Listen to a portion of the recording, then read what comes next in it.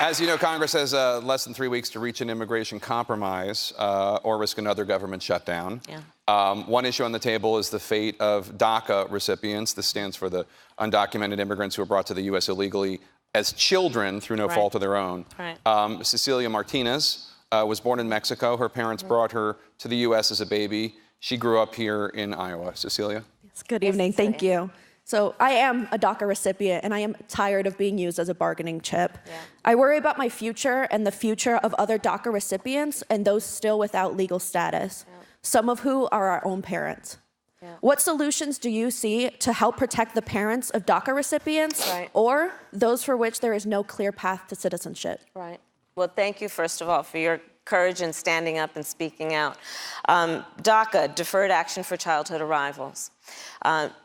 I have served since I've been in the United States Senate on the Homeland Security Committee of the Senate, and consistently since day one when it came to the confirmation process, much less the oversight process of who would head the Department of Homeland Security, I have had serious concerns about the fact that they are refusing to keep America's promise to you and everyone who went through that process. And it is wrong. And it also is contrary to who we said we were. And let's all be clear about what DACA is, Deferred Action for Childhood Arrivals. So Cecilia, like so many others, were told that if you go through this process of answering questions about the circumstances upon which you arrived, who are your parents? Are you living a productive life? Are you in school? Have you committed any crimes? What are you doing now? If you went through that process of a vet and filled out all those questions and answered all those questions, and if you cleared the vet, the United States government gave these young people DACA status, protection. And we promised them, and it is in writing, if you give us this information about who you are, we will not share it with ICE, and we will not use that as a basis for deporting you. We promised you that. Then this administration came in and broke that promise. Broke that promise. And so what we have is bad role modeling, not to mention the fact that we have hundreds and thousands of young people like you who are presenting us with the promise of America and have to live in fear every day that you might be deported because the administration came in and broke America's promise to you. And it is wrong. And on your point about parents, it is wrong, and you are exactly right, for this administration to then trade the idea that, okay, well, maybe we'll let the kids stay, but not their parents. So yet again, we have an example of this administration willing to separate children from their parents, which is inhumane and contrary to who we are and the values we hold as Americans. And so I will say to you that I stand with you. There are so many who do, and we should not be trading on your life for the sake of the political games that this president is playing in trying to vilify young people like you who are doing nothing except being productive and believing in and living the American dream.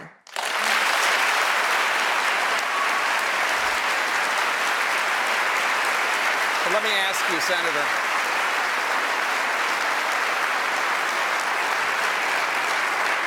I know you quite literally said that we shouldn't be trading protections for women like Cecilia. For young people, students. They're college students. They're serving in our military. They are living productive lives. And this administration has decided to vilify them and to trade on them for the sake of this president's medieval vanity project called a wall. But let me ask you,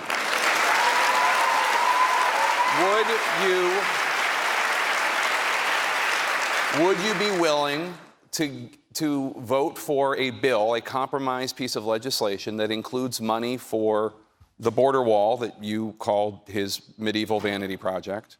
Well, who is going to vote for a medieval vanity project? Okay.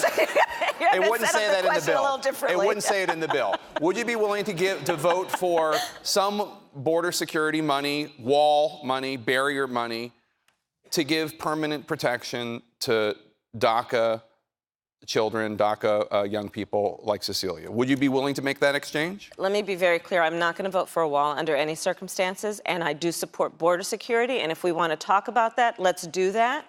And let's talk about what really accomplishes border security, which is let's upgrade the technology. Let's look at the fact that the folks who are working on border security on the ground know that they need upgraded infrastructure around things like drones, and they need cameras. So yes, I'm all for increased border security where we need it. I am not for a wall. And let me just tell you something. So here's the thing. I have worked on this issue on both sides. I have worked on this issue, including being a prosecutor who went after transnational criminal organizations.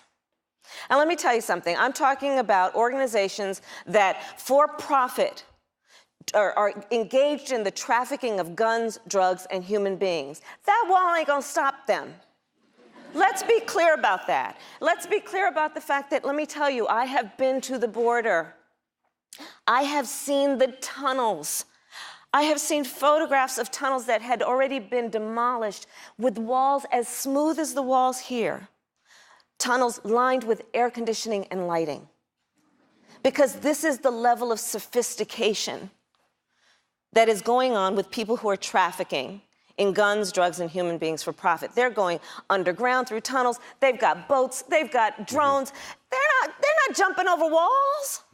So the idea that we're going to sell this thing to the American public and require the taxpayers of our country to pay $5 billion for something that will not deliver what he is suggesting we need is ridiculous, and I will not support it.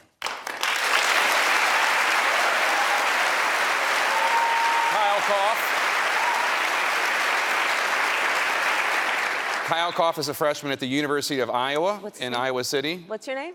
Kyle Koff. Kyle Koff. He studies political science, and he has a question about student debt. Oh, Kyle. Yes. As a freshman college student, student debt is a big concern to my peers and to me. Yeah. Here in Iowa, we have seen a significant increase in tuition, mainly due to lack of funding from our state government. What is your plan to make college more affordable and to help student debt? All right, and thank you, Kyle, and thank you for being here and for stepping up, and you're giving voice to a lot of voices around our country that need to be better heard and understood.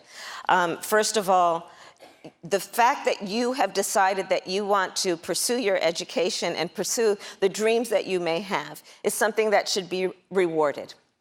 We have a system in place right now where there are so many students like yourself around the country who are preoccupied with the knowledge that they will not be able to pay off those loans anytime in the near future. This is wrong. This is an upside-down system. What we need, first of all, is we need a national priority and commitment to debt-free college, of which I support.